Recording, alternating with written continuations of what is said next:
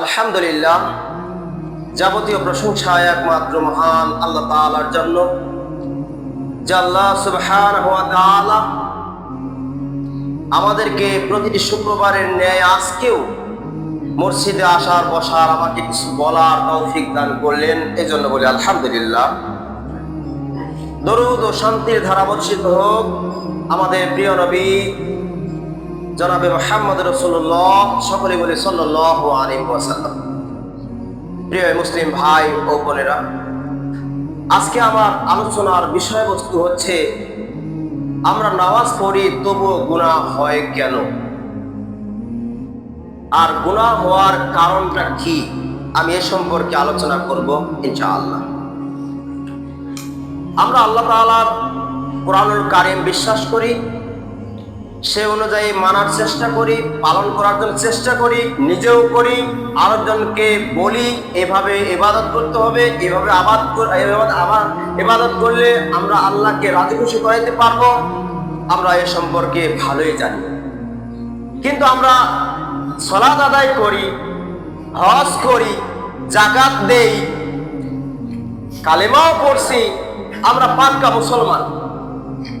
আল্লাহ রাসূল সাল্লাল্লাহু আলাইহি সাল্লাম বলেন, মুসলিম হচ্ছে তারাই মান সাল্লা সালাওয়াতান ওয়াস্তাকবালা কিবলাতান ওয়া আকালা যাবিয়াতান ফাযালিকাল মুসলিম। যে মান সাল্লা সালাওয়াতানা, যে ব্যক্তি আমাদের মতো সালাত আদায় করে, ওয়াস্তাকবালা কিবলাতানা আমাদের কাবা ঘর, আল্লাহর ঘর, সেই মক্কাকে অনুসরণ করে আমরা ইবাদত করি, সেই মানুষটা ইবাদতও করে।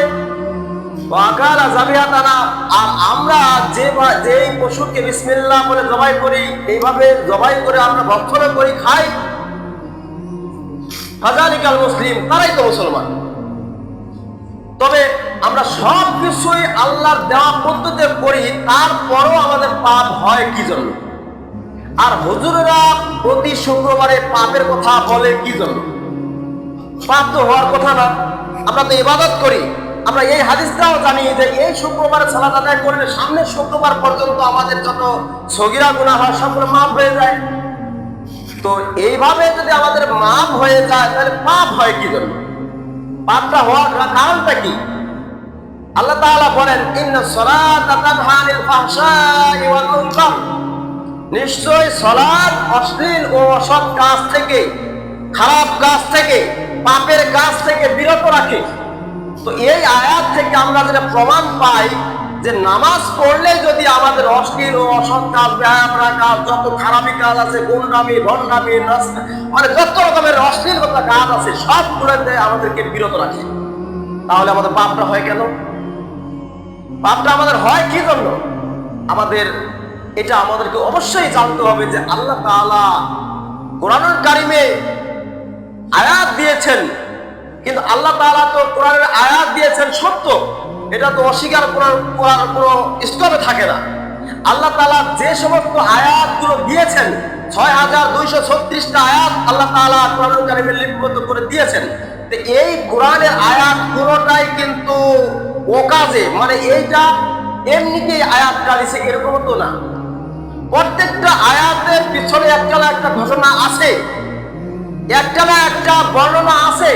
কোনো একটা হয়তো কোনো যুদ্ধের কথা, আল্লাহ রাসূল সাল্লাল্লাহু আলাইহি ওয়াসাল্লাম কোনো যুদ্ধে অংশগ্রহণ করেছেন, তখন কোরআনের আয়াত নাযিল হয়েছে কিভাবে যুদ্ধ করতে হবে।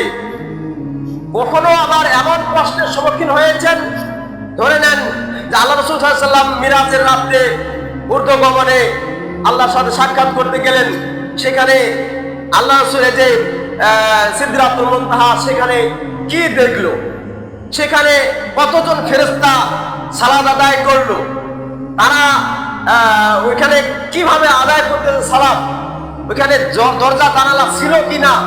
যখন এগুলো মক্কার কাফের মুশরিকরা জিজ্ঞাসা করা শুরু করলো আল্লাহ রাসূলকে যে, হে মুহাম্মদ, তুমি যে এক রাতের মধ্যে একেবারে ঊর্ধ্বগমনে আল্লাহর সাথে সাক্ষাৎ করে আসলে, তাহলে বলো তো এখানে কয়টা দরজা ছিল, ওই জায়গায় কয়টা জানালা ছিল? তখন আল্লাহ রাসূল সাল্লাল্লাহু আলাইহি ওয়াসাল্লাম চুপ করেছিলেন। আয়াত নাযিল হয়ে গেল আল্লাহর পক্ষ থেকে কিছুক্ষণের মধ্যে। তো নামাজ যেখানে আদায় হয় না, সেখানে নামাজের কথা উল্লেখ করলেন। যেখানে নামাজ পড়তে অস্বীকার করে, নামাজ পড়ে পড়ে কিন্তু নামাজটা আল্লাহ রাসূলের দেওয়া পদ্ধতি হয় না, সেখানে কোরআনের আয়াত নাযিল হচ্ছে, ফাওয়াইলুল লিল মুসাল্লিন, ধ্বংস ওই মুসল্লিরা, আল্লাযীনা হুম আন সালাতিহিম সাহুন, যারা নামাজে উদাসীনতা ভাব নেই, উদাসীন, আল্লাযীনা হুম ইউরাউন। আর ওই সময় এমন কতগুলো মানুষ রয়েছে যারা লোক দেখানো ইবাদত করে, সালাত আদায় করে। তাহলে এই আয়াতগুলো থেকে, এই আয়াত ৩-৪টার মধ্যে আমরা যেটা পাইলাম, তো আসলে পাপ হয় কেন? আমরা সেই মতো ইবাদত করি না। পাপ হয় এই জন্য যে পাপটা আমরা বুঝতে চাই না, পাপটা কেন হয়, কোন জায়গা থেকে পাপটা হয়। আল্লাহ তাআলা আমাদেরকে দুইটা চোখ দিয়েছেন, কিন্তু চোখ দিয়েছেন তাই বলে যে আমাদেরকে সব জিনিস দেখতে হবে এমন তো কথা নয়, কথা নেই।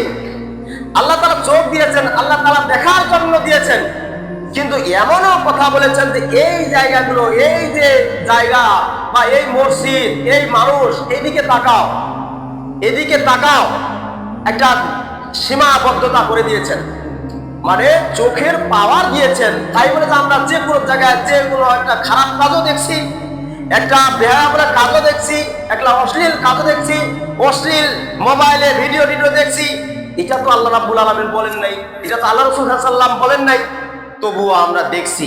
কিন্তু আমরা 5 ওয়াক্ত নামাজ পড়ি, আমরা 5 ওয়াক্ত নামাজ পড়ি, নামাজ ছাড়ি না, নামাজ চলছে, কিন্তু নামাজের পাশাপাশি ঘুষও খাচ্ছি। নামাজ চলছে, নামাজ তো 5 ওয়াক্ত আছে, এক ওয়াক্ত জামাত ছাড়া পড়ি না, সুদ খায় বসে আছি, ঘুষ খায় বসে আছি, ঋণের টাকা নিয়েছি, আবার ব্যাংকের লোন নিয়েছি, আবার দেখা যাবে কিস্তির সাহেব পারিবারিক ঘুরতেছে আমার টাকার জন্য, আমি সুদ দিচ্ছি, আরেকজন সুদ নিচ্ছে, এই যে চলতেছে।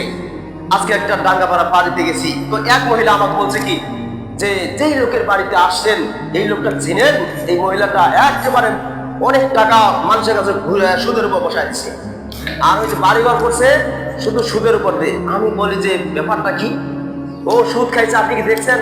বলছে আমার কাছে 500 টাকা দিছে, আমার সুদ লাগবে 1 মাসের মধ্যে। অবাক কাণ্ড। তো আমি হতবাক হয়ে গেলাম।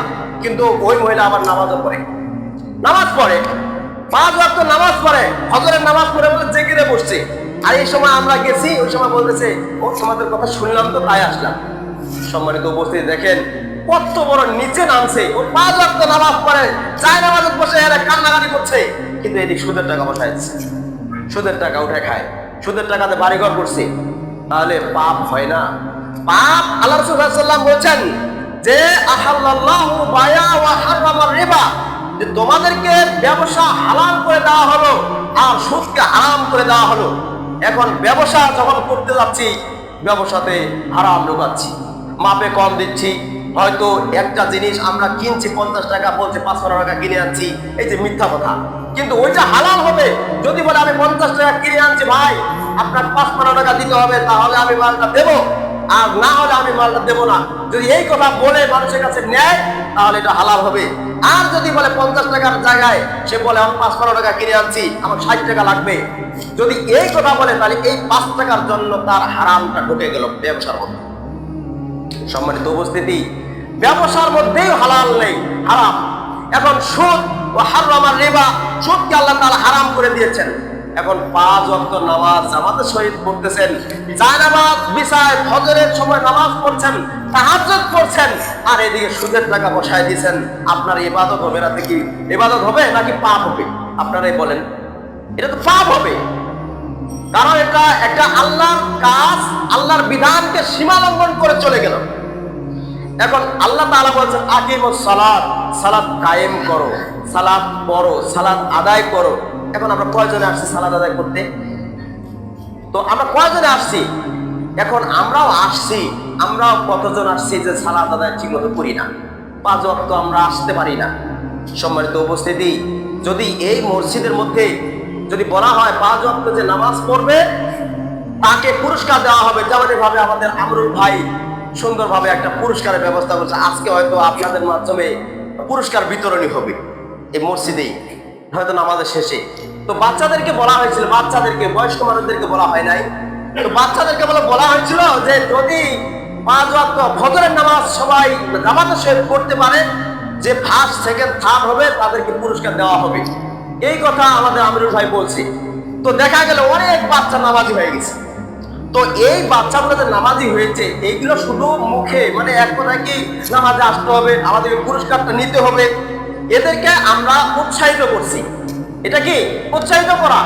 কিন্তু আমরা এই উৎসাহিত শুধু দেখবো না, এদেরকে আস্তে আস্তে যখন বেশি বেশি উৎসাহিত হবে তাদের কানের মধ্যে ব্রেনের মধ্যে ঢুকায় দেওয়া হবে যে বাবা তুমি যে সালাত আদায় করো, তুমি আল্লাহকে ভয় করে সালাত আদায় করবে, শুধু পুরস্কারের জন্য সালাত আদায় করবে না। তাহলে একদিন চিন্তা করবে যে আজকে সালাত আদায় করলে, আজকে আমাকে ভয় করে বা আমার পুরস্কারের জন্য তুমি সালাত আদায় করছো, এটা তোমার পুরস্কার নয়, তোমার জন্য আল্লাহ তাআলা বড় পুরস্কার রেখে দিয়েছে, সেটা হচ্ছে জান্নাত। সুবহানাল্লাহ।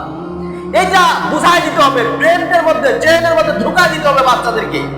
এই জন্য ঢুকানোর একটা কৌশল, এই যে পুরস্কার, ছোট্ট একটা পুরস্কার দেওয়ার কারণে যে বাচ্চাগুলো মসজিদে মুখী হচ্ছে, মসজিদে জামাতের সহিত সালাত আদায় করছে, এইটা সালাত আদায় করতে করতে দেখবেন যে এই মাসে যে পুরস্কারটা দেওয়া হবে, সামনের মাসে যদি আরো পুরস্কারের ব্যবস্থা হয়, দেখবেন যে ছোট বাচ্চাগুলো সালাত আদায় করা শুরু করে দিয়েছে।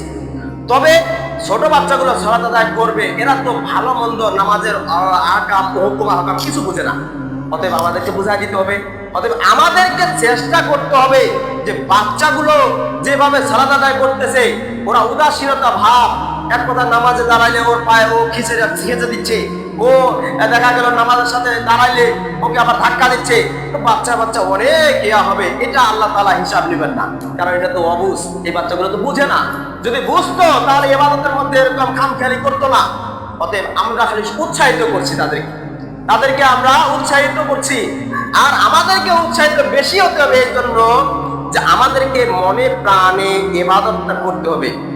নামাজের মধ্যে উদাসীনতা ভাব নেওয়া যাবে না।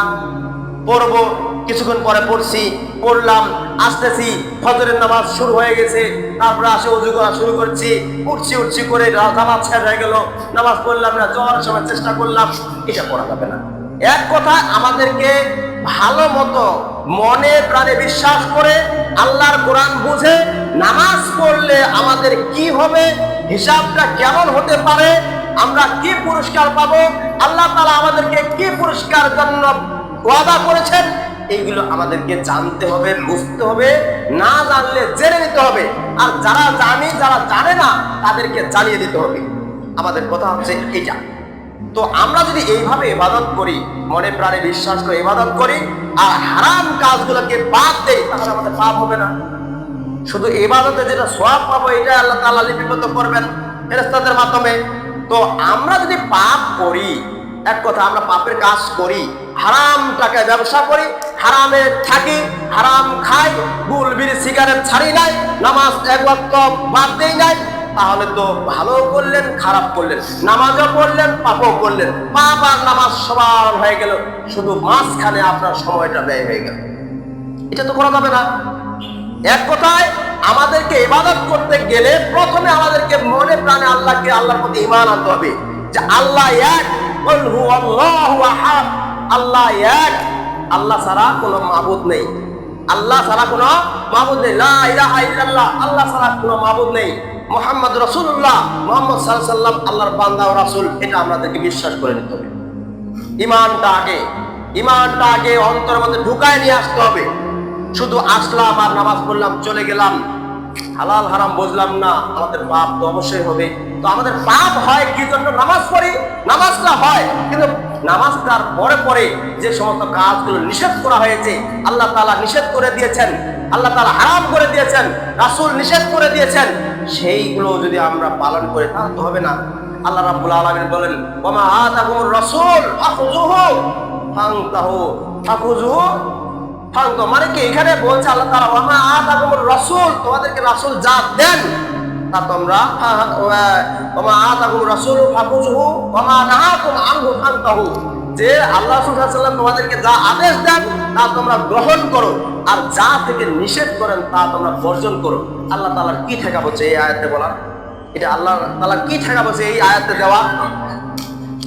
কিন্তু আল্লাহ তাআলা একদিকে যেমন ভালো সুসংবাদ দিয়েছেন, ভালো জান্নাতের পথের কথা বলেছেন, আর একদিকে জাহান্নামের কথাও বলেছেন। যেখানে জান্নাতের কথা আছে সেই আয়াতের শেষে দেখবেন যে জাহান্নামের কথা আছে। আল্লাহ তাআলা জান্নাত দিবেন এই কাজ করলে, আল্লাহ তাআলা এই কাজ করলে যদি এই কাজগুলো করতে পারি তাহলে আল্লাহ তাআলা আমাদেরকে জান্নাত দিবেন। আবার আল্লাহ তাআলা বলছেন তুমি এই কাজ থেকে বিচ্যুত হয়ে গেলে, এই কাজ থেকে দূরে সরে গেলে তোমাকে আমি জাহান্নামে দেব, তোমাকে চিরস্থায়ী জাহান্নামে থাকতে হবে। এগুলো কথা অনেক আয়াতে ব্যাখ্যা বিশ্লেষণ আছে। প্রিয় মুসলিম ভাই, আমরা চেষ্টা করব যে নামাজটা যে পড়ি সহি নিয়তে অন্তরের সাথে বিশ্বাস করে, আল্লাহকে মনে প্রাণে বিশ্বাস করে, আল্লাহ তাআলার যত হুকুম আহকাম আছে সব করে বিশ্বাস করে আমরা ইবাদত করি আল্লাহর। আর মনে মনে একটা আকাঙ্ক্ষা নিয়ে আসে যে আল্লাহ তাআলা আমার ইবাদতটা কবুল করেন, যাতে মানে আল্লাহ তাআলা আমার ইবাদতটা যতটুকু করেছি আল্লাহ তুমি আমার এই ইবাদতটা খুব কবুল করে নাও। তো আমি এর মধ্যে যত রকমের হারাম কাজ করেছি পূর্বে সবগুলো তুমি গুনাহ খাতা মাফ করে দাও। যদি এইভাবে মাফ চাওয়া হয় আল্লাহ তাআলা আমাদেরকে অবশ্যই মাফ করবেন। তবে পাপ হয় আমাদের নামাজ পড়ার পরও, এই জন্য যদি আমরা হারাম কাজগুলো বাদ না দিই এই জন্য আমাদের পাপ। সম্মানিত উপস্থিতি, এখন আমাদের কারণটা কি? এই যে কারণ হচ্ছে এক, নামাজের মধ্যে আমরা নামাজ পড়ি কিন্তু হারামও খাই। এটার কারণটা কি? কারণ হচ্ছে যে আমরা নামাজের মধ্যে খুশু নিয়ে আসি না। নামাজের মধ্যে যে একটা খুশু বিনয় ও নম্রতা, খুশু মানে হচ্ছে বিনয় ও নম্রতা।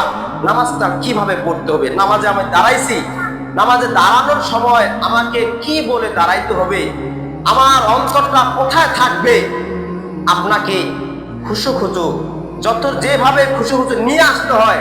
যেমন নামাজ পড়তে গেলে পোশাকটা আপনার ঠিক লাগবে, নামাজটা পড়তে গেলে আপনার পবিত্রতা অর্জন করতে হবে, নামাজ পড়তে গেলে আপনার শরীর পবিত্র আছে কিনা, পরিষ্কার আছে কিনা, আপনার কাপড় কোনো সময় পেশাবের ছিটা লেগেছে কিনা, আপনি পান খেয়েছেন, জর্দা খেয়েছেন নাকি গুলি করেছেন কিনা, আপনি হারাম নেশাদার দ্রব্য পান করেছেন, আপনি এই নেশাদার দ্রব্যটা আপনার মুখ থেকে সরাইছেন কিনা, আপনি মুখে যেমন রসুন পেঁয়াজ খেয়েছেন, আপনি দাঁত ব্রাশ করেছেন কিনা, মুখে দুর্গন্ধ আছে কিনা, এই দিকে লক্ষ্য করে সবগুলোকে মেনটেন করে আপনাকে ইবাদতে শামিল হতে হবে। পেঁয়াজ রসুন খেয়ে আল্লাহ রাসূল সাল্লাল্লাহু আলাইহি ওয়াসাল্লাম নিষেধ করেছেন মসজিদে প্রবেশ করতে। এই জন্য সালাত আদায় করতে নিষেধ করেছেন যে পেঁয়াজ ও রসুনের মধ্যে একটা ঘ্রাণ থাকে, সেই ঘ্রাণটা যদিও এমনিতে খাইতে স্বাদ লাগে কিন্তু এই ঘ্রাণটা ফেরেশতারা সহ্য করতে পারে না। তাই আল্লাহ রাসূল সাল্লাল্লাহু আলাইহি ওয়াসাল্লাম নিষেধ করেছেন। না, পাশে যে বসবে, পাশে যে একজন ইবাদত করবে সেও গন্ধ পাচ্ছে। এই গন্ধের কারণে নামাজের মধ্যে একটা বিঘ্নতা সৃষ্টি হচ্ছে। সবসময় শুধু নাক চিপে ধরছে আর সূরা ফাতিহা পড়ছে না সূরা নাসে পড়ছে সে নিজেও জানে না। তাহলে কি সালাত আদায় করতে হবে? আমি পেঁয়াজ রসুন খেয়ে আসছি মসজিদে, বা অন্য কোনো নেশাদার দ্রব্য খেয়ে আসছি, বা জর্দা খেয়ে এসেছি, এই খাওয়ার পরে শুধু কুলি করছি কিন্তু মুখের দুর্গন্ধটা যায় নাই। তো এখন যদি আমি সালাত আদায় করি, ফেরেশতারা তো এখানে ফিরবেন না, আশেপাশে দুইজন দুই পাশে যদি মানুষ দাঁড়াবে এরাও তো বসবে না এখানে। তাহলে আমি একলার জন্য আমার সালাতটা তো হলো না, বাকি দুইজনের তো কষ্ট হয়ে গেল, সালাত তাদেরও তো সালাত আদায় হলো না। এই জন্য আল্লাহ রাসূল সাল্লাল্লাহু আলাইহি ওয়াসাল্লাম এগুলো নিষেধ করেছেন যে পেঁয়াজ রসুন খেয়ে, পেঁয়াজ রসুন যেমন গন্ধ, এটা তো ফল, এটা তো মাটির একটা বস্তু, মাটির একটা উদ্ভিদ। তো এইটা যদি খাইতে আল্লাহ রাসূল নিষেধ করেন তাহলে আমি আপনি জর্দা খাচ্ছি, গুল খাচ্ছি, সিগারেট খাচ্ছি, এগুলো কি গন্ধ নয়? এটা তো আবার বেশি গন্ধের চাইতে গন্ধ। তো এখন নামাজ পড়ছি, এগুলো যদি আমরা না ছাড়ি তাহলে আমাদের তো পাপ অবশ্যই হবে। তো পাপ হয় আমাদের এইভাবে যে আল্লাহ রাসূল যেটা আদেশ করেছেন সেটা আমি মানছি, যে আল্লাহ রাসূল সাল্লাল্লাহু আলাইহি ওয়াসাল্লাম নামাজ পড়তে বলছেন, হজ করতে বলছেন, যাকাত আদায় করতে বলছেন, এটা আমরা মানছি। কিন্তু তারপরে যে নেশাদার দ্রব্যগুলো বাদ দিতে বলছে এগুলো যে বাদ দিই না, এই জন্য তো আমাদের পাপ হয়ে যায়। পাপটা আসে ওইভাবে, মানে আমরা যেগুলো নিষেধ পাচ্ছি নিষেধগুলো আমরা আদেশে নিয়ে আসছি। সম্মানিত উপস্থিতি, তো আসল কথা হচ্ছে নামাজে খুশু আসবে কিভাবে? যদি আপনি পাক পবিত্র শরীর নিয়ে আসেন, মন যদি পরিষ্কার থাকে, মাথার মধ্যে যদি টেনশন না থাকে, দুনিয়াবি যত ব্যবসার কথা মসজিদে যদি না আসে, আর যত রকমের খারাপ অশ্লীল কথাবার্তা অন্তরের মধ্যে আসে, অন্তর থেকে যদি আপনি সরিয়ে না দিতে পারেন তাহলে মসজিদে নামাজের সময় কোনো খুশু আসবে না। বিনয় ও নম্রতা আসবে না। আপনি দাঁড়াবেন, আপনি দাঁড়ানোর সময় ধরে নেন আপনি একটা সিগারেট খেয়ে আসছেন, গুলি করেছেন, তারপরে আপনার ভিতর সংকীর্ণতা শুরু হয়ে গেছে, অন্তরের মধ্যে একটা কেমন জানি একটা ভাব চলে আসছে, আমি তো সিগারেট খেয়ে আসছি, আমার এখানে পাশে গন্ধ পাচ্ছে নাকি। সব সময় আপনি সংকুচিত হয়ে থাকতেছেন। কেন থাকতেছেন? আপনার চেহারা মুবারক থাকবে একবার সেজদার স্থানে, আপনি সূরা ফাতিহা বলবেন একবার অন্তর খুলে। আপনি নামাজে দাঁড়াইছেন মানে কি? আপনি আল্লাহর সাথে কথা বলা শুরু করে দিয়েছেন। আসসালাতু মিরাজুল মুমিনিন মানে কি?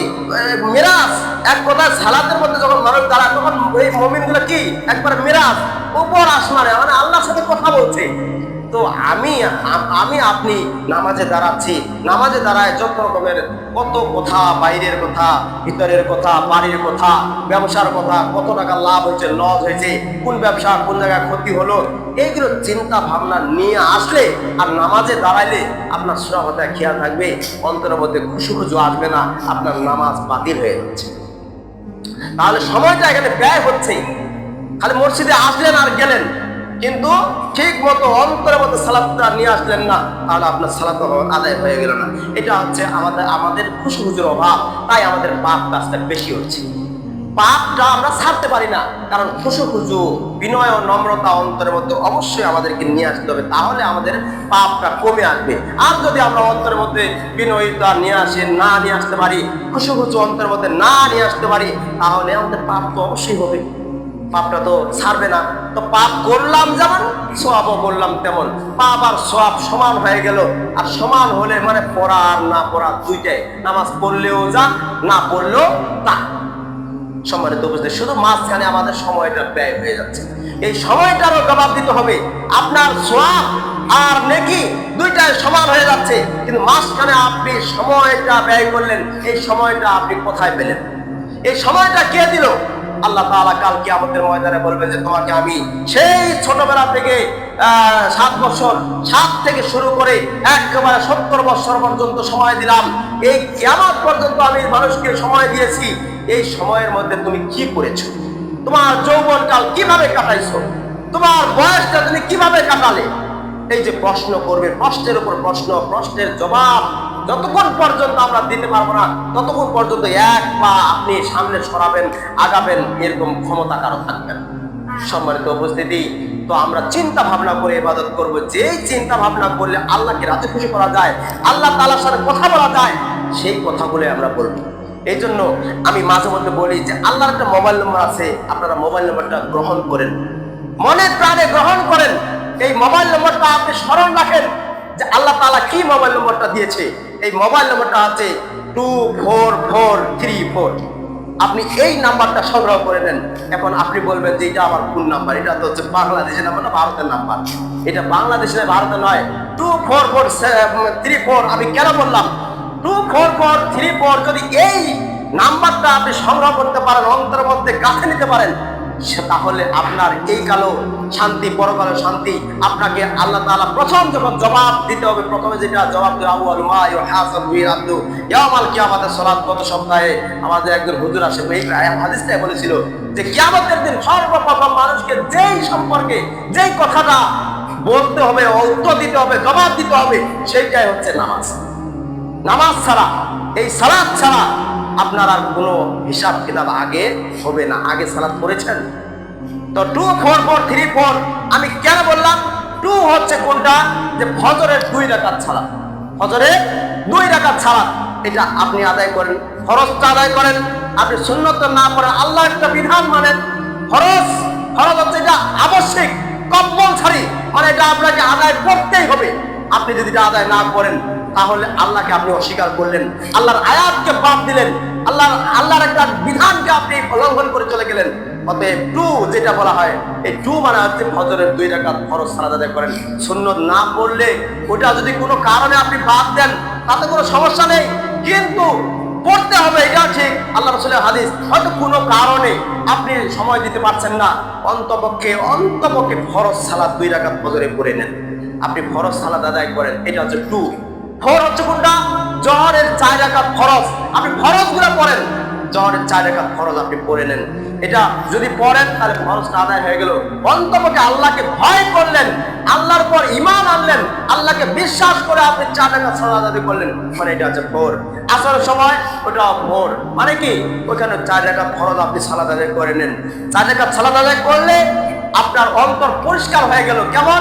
যে আমি ফজরও পড়েছি, জোহরও পড়েছি, আসরও আমি পড়তে পারছি। আর এর মাঝখানে আমি যে আগ্রহ পোষণ করি, যদি আমি ইবাদতগুলো করি, ফজরের নামাজ আদায় করলাম, নামাজ পড়ার পর আমি চিন্তা করলাম সারাদিন এই যে জোহর পর্যন্ত আপনি কাজ করছেন মাঠে ঘাটে, আর খালি সবসময় খালি দেখছেন বেলাটার দিকে যে কয়টা বাজলো, আমার নামাজের সময় হয়ে গেল নাকি, নামাজের সময় হচ্ছে নাকি, আমি 10 মিনিট আগে যাইতে পারবো কিনা, এই চিন্তা ভাবনা যদি কেউ করে তাহলে আসসালাতু মানে এক সালাত থেকে আরেক সালাত পর্যন্ত আপনার সগীরা গুনাহ মাফ হয়ে যায়। সুবহানাল্লাহ। আবার জোহরের সময় সালাত আদায় করলেন, জোহর থেকে আসর পর্যন্ত আপনি খালি মনের ভিতর শুরু হয়ে গেল ঢেউ যে আসর কখন হবে, আসরটা পাবো কিনা, আমার জীবনে আসরটা আসবে কিনা। আপনি এই মন মানসিকতা নিয়ে যদি আসরটা আদায় করতে অভ্যস্ত হন, এমনকি শরীরের সাথে বা মনের সাথে একবার বেঁধে নেন যে না, আমার আদায়টা যদি আমি বাঁচে থাকি, আল্লাহ আমি আসর সালাতটা আদায় করবো, তাহলে এই আসর পর্যন্ত, সেই জোহর থেকে আসর পর্যন্ত এর মধ্যে ছোট ছোট গুনাহগুলো আল্লাহ তাআলা মাফ করে দেন। সুবহানাল্লাহ। আবার আসর করলেন, মাগরিবের চিন্তা করলেন, মাগরিবের মধ্যে এর মধ্যে যতগুলো পাপ হয়েছে, ছোট ছোট পাপ, এগুলো ক্ষমা হয়ে যাবে। আবার ঈশা, মাগরিব থেকে ঈশা পর্যন্ত আপনি আবার চেষ্টা করলেন, আবারও শুরু হয়ে গেল মনের ভিতর ঢেউ, ঈশাটা পড়তে পারবো, আবার শুরু হয়ে গেল। এই যে সগীরা গুনাহ মাফ হওয়ার একটা কৌশল, কিন্তু আমরা ওই নিয়তে কি সালাত আদায় করি? ওই মন মানসিকতাকে নিয়ে আসি, আমরা নামাজ পড়ি, শুধু নামাজেই পড়ি, কিন্তু মন মানসিকতা আমাদের ওই নাই যে আমার নামাজ আদায় করলে আমি সওয়াব পাবো, সওয়াব পেলে আমি জান্নাতে যাব। জান্নাত পাইতে গেলে আমার কতগুলো কাজ বাতিল করতে হবে, যেই কাজগুলো আল্লাহ তাআলা পছন্দ করেন না, যেই কাজগুলো আল্লাহ তাআলা হারাম করেছেন, এই কাজগুলো আমাকে বাদ দিতে হবে, এটাও স্মরণ রাখতে হবে। সম্মানিত উপস্থিতি, সুদও খাইলাম, ঘুষও খাইলাম, নামাজ পড়লাম, সব কিছু হয়ে গেল, কিন্তু কাজ হলো না।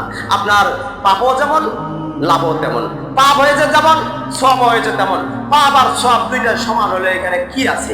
তাহলে দুইটা সমান হলে পড়া আর না পড়া দুইটা সমান। সম্মানিত উপস্থিতি, এরকম করা যাবে না। আমাদের অন্তরের ভিতর গেঁথে নিতে হবে যে এই নাম্বারগুলো আমি যে বললাম 2 4 4 3 4, মানে ফজরের 2 রাকাত ফরজ, জোহরের 4 রাকাত ফরজ, আবার আসরের 4 রাকাত ফরজ, মাগরিবের সময় 3 রাকাত ফরজ, আর ঈশার সময় আবার 4 রাকাত ফরজ। এই হলো 2 4 4 3 4। এগুলো অন্তরের ভিতর গাঁথে নিতে হবে। সম্মানিত উপস্থিতি, তো আমরা চেষ্টা করব 5 ওয়াক্ত সালাত আদায় করা। আর সালাত আদায় করলে আমরা এটা চেষ্টা করবো যে অন্তরের মধ্যে যাতে বাইরের কোনো চিন্তা না ঢুকতে পারে। নামাজের সময় যদি খালি দুনিয়াবি চিন্তা নিয়ে আসেন, তাহলে নামাজ আপনার বাতিল হচ্ছে, নামাজে আপনার মন মানসিকতা নেই। ফাওয়াইলুল লিল মুসাল্লিন, ধ্বংস ওই সমস্ত মুসল্লিরা, আল্লাযীনা হুম আন সালাতিহিম সাহুন, যারা সালাত আদায় করে উদাসীনতার ভাব নিয়ে। আল্লাযীনা হুম ইউরাউন, আর যারা লোক দেখানো সালাত আদায় করে। লোক দেখানো সালাত আদায় করা যাবে না, তাহলে তো ধ্বংস হতে হবে। ফাওয়াইলুল লিল মুসাল্লিন, ধ্বংস। এই সমস্ত কাজ করা যাবে না। আমরা লোক দেখানো ইবাদত করবো না। যেমন বাচ্চাগুলো এই মসজিদে আসতেছে, আমরা শুধু ছোট পুরস্কারের জন্য আসতেছি, কিন্তু বাচ্চাগুলোকে আমি বলতে চাই যে পুরস্কার না, এটা তো দুনিয়ার ছোট্ট একটা পুরস্কার। আপনাকে উপহার দিচ্ছে, আপনাকে উৎসাহ প্রদান করা হচ্ছে। আপনি অন্তর থেকে চিন্তা করবেন যে এটা শুধু পুরস্কার না, আমার জন্য পুরস্কার আল্লাহ তাআলা জান্নাত রেখেছেন। সুবহানাল্লাহ। সেটা চিন্তা করতে হবে। যারা ছোট ভাইয়েরা আছে, এরা চিন্তা করে যে ফজরের নামাজটা কিভাবে করবো, আযান দেওয়ার সাথে সাথে বলে আসে মসজিদে। কেন আসে? পুরস্কার জন্য। শুধু পুরস্কার হতে যায় এই 10 টাকা 20 টাকা বা 100 টাকা 200 টাকা, এতটুকুই। আমাদের আমরুল ভাই একটু চেষ্টা করছে পুরস্কার দেওয়ার জন্য। তাহলে এটা শুধু কি এই অল্প সময় ধরে রাখার জন্য? এটা সারা জীবন আপনাকে ধরে রাখতে হবে। ছোট ছোট ভাইগুলোকে বলতে চাই যে সারা জীবন যাতে এইভাবে ধরে থাকা যায়। পুরস্কার এটা তো হচ্ছে অল্প সময়ের জন্য, এই পুরস্কারের আশা করবা না। পুরস্কার করতে হবে, পুরস্কার নিতে হবে আল্লাহর কাছে, সেটা হবে জান্নাত। সুবহানাল্লাহ। সম্মানিত উপস্থিতি, শুধু ছেলেগুলা দিয়ে এনে মসজিদ ভর্তি হবে এমন তো কথা নয়। তবে পুরস্কারের ব্যবস্থা করতে হবে, মুরব্বীদেরকে নিয়েও পুরস্কার নিতে হবে। বড় বড় বয়স্ক, যেগুলো বয়স্ক মানুষ, তাদেরও জন্য পুরস্কারের ব্যবস্থা করা হবে, ওইরকম ব্যবস্থা করতে হবে। না করলে তো হবে না। কারণ একটু পুরস্কারের জন্য যদি সে নামাজি হয়, যদি সে ঈমান আমল নিয়ে আসে, যদি অন্তরের মধ্যে একটু আল্লাহর ভয় নিয়ে আসে, আনতে পারে তো আসবে। তাকে দুনিয়াবি কিছু কথা বলা, পরকালে কিছু ভয় দেখানো, তার অন্তরে একটা ভয় সৃষ্টি করা, আতঙ্ক সৃষ্টি করা, যে বাবা তুমি নামাজ পড়তে আসছো, যে ধরে নাও তুমি নামাজ পড়তে আসছো, এই পাশে আজান, যারা নামাজ পড়তে আসে নাই এই পাশে আজান দিচ্ছে মুয়াজ্জিন, এই পাশে তুমি নামাজ পড়তে আসছো, এই জায়গায় তোমার জান্নাত, এই জায়গায় তোমার জাহান্নাম, এখানে আগুন জ্বলছে, এখানে আগুন জ্বলে না, এখানে তোমার একটা ফুলের বাগান, তুমি এখন কোনটাতে যাইতে চাও? তুমি কি আগুনে যাবা নাকি ফুলের বাগানে যাবা? তুমি কি শান্তির জায়গা চাও নাকি শাস্তির জায়গা চাও? যদি তুমি শাস্তির জায়গা চাও, তাহলে তোমার বাবা সালাত আদায় করার দরকার নেই। তুমি যত রকমের, বাংলাদেশে হোক পৃথিবীর যে কোনো জায়গায় যত রকমের নেশাদার দ্রব্য আছে সবগুলো পান করো, তোমাকে আমি বাধা দেবো না। তুমি যদি জাহান্নামে যেতে চাও, তুমি যদি আগুনটাকে পছন্দ করো, তাহলে তুমি যাও। আর কেউ তুমি যদি পছন্দ করে যে আমি জান্নাতে যাব, শান্তির জায়গায় থাকতে চাই, শান্তির একটু চেষ্টা করি শান্তির জন্য, তাহলে তাকে বলো যে তুমি জান্নাতে যদি যাইতে চাও, তাহলে তোমাকে ফাজ ওয়াক্ত সালাত আদায় করতে হবে। তুমি এই হারাম কাজটা করবা না, সুদ খাবা না, ঘুষ খাবা না, মানুষকে ধাক্কা দিয়ে, কথাবার্তা দিয়ে কষ্ট দেওয়া যাবে না, এই জিহবা দিয়ে মানুষকে কষ্ট দেওয়া যাবে না, কোনো মুসলমান, একজন মুসলমান আরেকজন মুসলমানকে কষ্ট দেওয়া যাবে না। যদি মুসলমান এক মুসলমান আরেক মুসলমানকে কষ্ট দেয়, তাহলে আল্লাহ তাআলা খুশি হন না, আল্লাহ তাআলা নারাজ হয়ে যায়। এগুলো অন্তরে ভয় দেখিয়ে দিত। সম্মানিত উপস্থিতি, যদি ভয়গুলো মনে প্রাণে সে বিশ্বাস করে নেয়, তাহলে দেখবেন যে একদিন হলেও আমাদের এই মসজিদটা ভরে যাবে। শুধু বয়স্কদের হবে, এই যে যুবক শ্রেণীগুলো আছে তাদেরও একটা পুরস্কার হোক, 3 শ্রেণী হোক, তবে 3টা মেনটেনের দায়িত্ব লাগবে। যদিও অল্প পরিমাণ পুরস্কার হয়, তাও দেওয়ার চেষ্টা করতে হবে সবাই মিলে। যারা কমিটিতে আছেন তারাও চেষ্টা করবেন কিছু দেওয়ার, যে নামাজগুলো হোক, নামাজগুলো বাড়ুক, আমাদের মসজিদটা একটু ভরে যাক। সবাই যখন দেখবেন যে দেখেন শুক্রবারে যে মসজিদের মানুষগুলো আসছি, এই মসজিদের মানুষগুলো যদি 5 ওয়াক্ত এইভাবে আসতে পারি, তাহলে কতটা ভালো লাগবে বলেন। আর এই আমাদের দিকে দেখে অন্যান্য অমুসলিমেরা চিন্তা করবে ব্যাপারটা কি, 5 ওয়াক্ত নামাজ তারা পড়তেছে, আল্লাহকে এত ভয় করে তারা, আমরা কই পড়ি না তো, আমরা তো ইবাদত করি না। সেদিন একটা ইউটিউবে চ্যানেলে দেখলাম যে একজন হিন্দুর নাম দীনকৃষ্ণ ঠাকুর, আপনারা মোবাইলে সার্চ দিয়ে দেখবেন, দীনকৃষ্ণ ঠাকুর ও বলছে যে মুসলমানের ছেলেরা, তাদেরকে যদি দাঁড়িয়ে দেওয়া হয় একটা মঞ্চে, আবৃত্তি বলা হয় বাবা তুমি কোরআন তেলাওয়াত করো, তো এক বাক্যে মানে সূরা ফাতিহা শুরু করে দিয়ে, কোন বাচ্চাটা আছে কোরআন তেলাওয়াত সূরা ফাতিহা পারে না? কিন্তু একজন হিন্দুর বাচ্চাকে যদি বলা হয় যে বাবা তুমি একটা গীতা থেকে তুমি শ্লোক পাঠ করো, ওর ক্ষমতা নেই। কারণ সে তো জানে না। ওরা জানে কি, যে ব্রাহ্মণের ছেলে ব্রাহ্মণে হোক, যে ব্রাহ্মণ মানে আমাদের যেমন মুন্সি, মৌলবি বা হুজুর, হুজুরের বেটা হুজুরে হবে, আমি এখানে দাঁড়াইছি, আমার ছেলে আবার দাঁড়াবে এই জায়গায়। যদি এরকম হয় তাহলে তো হবে না। কারণ ওই অমুসলিমেরা চিন্তা করে যে ব্রাহ্মণ, আমি যে ধরে না একটা উদাহরণস্বরূপ, যে একজন ব্রাহ্মণ এই জায়গায় কথা বলে, ওর ছেলেও আবার কথা বলবে, ওর ছেলে আবার তার কথা বলবে, এটা একটা বংশ পরম্পরা। মানে তাদের একটা 4টা জাতি আছে, 4টা জাতির 4 মতো, একটা হচ্ছে ব্রাহ্মণ জাতি, একটা হচ্ছে উত্তম জায়গা মানে উত্তম জাতি, একটা হচ্ছে ক্ষত্রিয়, শুভ্র, একটা বৈশ্য, 4টা ওদের জাতি। তবে সম্মানই বেশি যেটা সেটা ব্রাহ্মণ।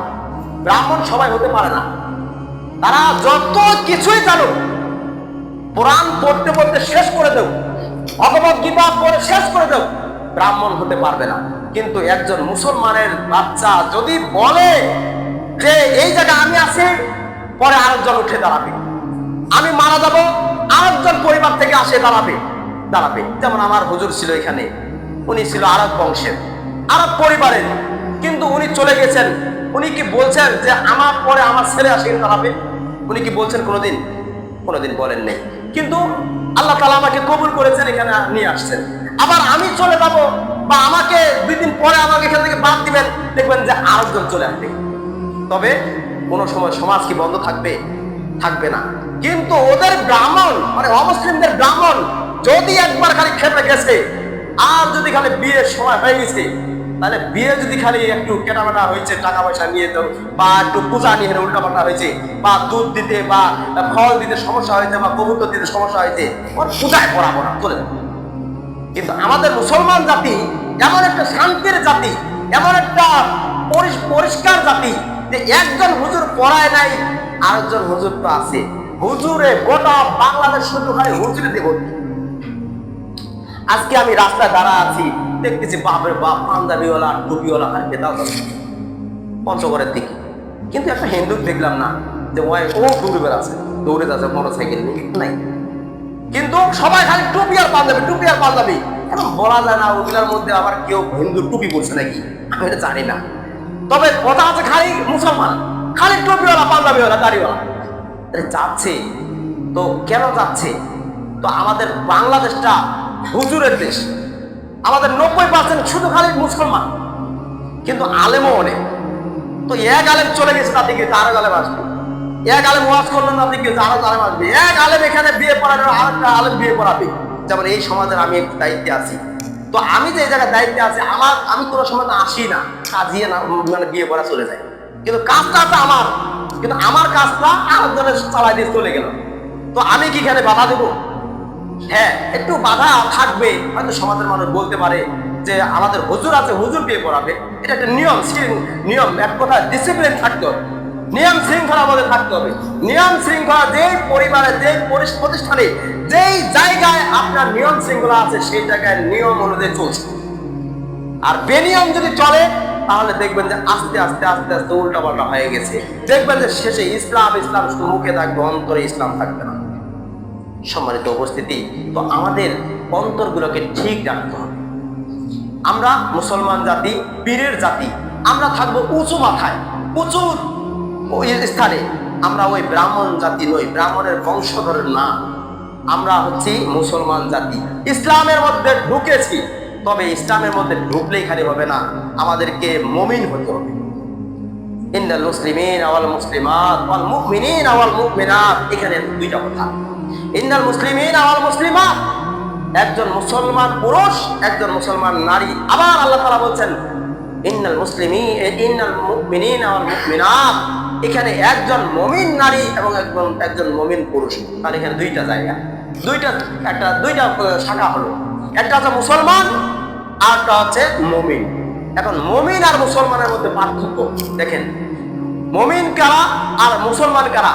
যারা শুধু মুখে বলেছে লা ইলাহা ইল্লাল্লাহ, নামাজ পড়ে নাই, এ হচ্ছে ইসলামের মধ্যে সাথে ঢুকেছে, ইসলামের মধ্যে পা দিয়েছে, ইসলামের কার্যক্রম বুঝে নেই। ইসলামের মধ্যে ঢুকেছে, শুধু শুধু নামটা রেজিস্ট্রেশন হয়েছে, কিন্তু এখনো কার্যক্রম শুরু হয়নি। বিকাশ, আপনি বিকাশ চালু করছেন, কিন্তু বিকাশের টাকা লেনদেন করেননি, আপনার বিকাশের লেনদেন হয় নাই। তো সেই রকম আপনি একটা সফটওয়্যারের একটা অংশ খুলে রাখছেন, শুধু ইসলাম, আমরা মুসলমান, আমরা মুসলমান। এটা কি? এটা হচ্ছে সাইনবোর্ড, আমাদেরকে মনে করতে হবে এটা সাইনবোর্ড।